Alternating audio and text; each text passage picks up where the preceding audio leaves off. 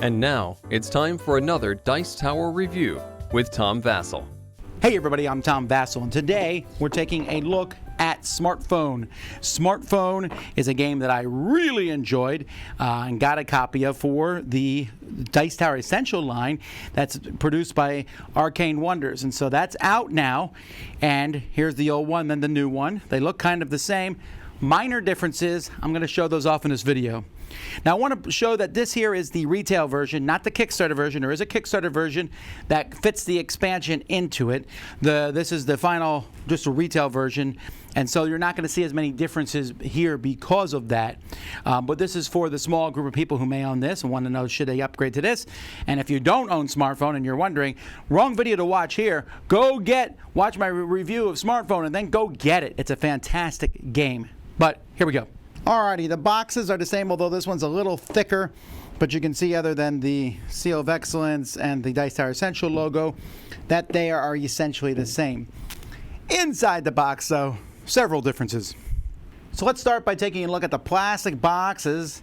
This is the original one, this is the new one. Both the lids don't stay on snap-on. I wish they were snap-on lids, but so you can tell my original one here is beat up quite a bit. But the boards themselves, those boards are exactly the same. And looking at the other boards, also exactly the same. Slightly thicker, but yeah, whatever. And then we got, here the boards sit on the outside, here they sit on the inside. Inside the box, you have a spot here to put the different things. Here you had your own personal one.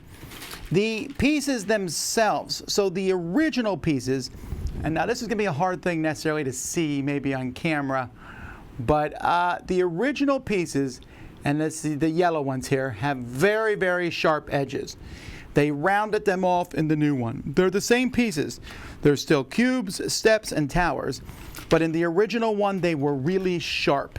And that was something I'm really glad they got fixed, because it's not that big of a deal, but they sometimes even hurt a little bit to pick up, and I'm glad that they got rid of those sharp edges. The board for this game is a thick double board, and I love that. You know, the fact that there's an inlay board, there's almost no board games that have the main board be this way. The new board is, well, the same thing. It's exactly the same, and in fact, I was under the impression that they had forgotten to put holes up here for the rounds, and they did not. That those are actually just printed on the board. I assume that because now they printed out the second one. So board, pretty much exactly the same. There might be a difference of a number somewhere on the board, but I haven't found it yet. The rule book is just cleaned up.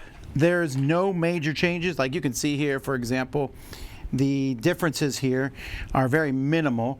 You can tell that they're the same rule book, except the game components now here is on a black, it was on a blue, now it's on a white. And by the way, there is the same amount of retailer pieces. Prepping for the game, here's a pink background, there's a blue background. But it's really well done. The rules I always thought for the original game were really nicely done. I mean, they obviously changed how the new components look in these, and they've added a few clarifying statements throughout the rules, but that's pretty much it. Now, the one thing I know that people are going to want to know about is the technologies, because the technologies are one of the coolest things about the game. And the fact of the matter is, if you want the new technologies, you got to buy the expansion for this. In the base version of this game, the technologies, as far as I can tell, are pretty much exactly the game. I do like that they differentiate whether they're a permanent or one-time bonus in the new book. And the frequently asked questions, there's a few more of those, just because that's, you know, the game's been out longer now. But the ending, and the original one, there was a rules correction here for Smartphone and Steve solo mode. That's no longer needed because they've included that in the book itself.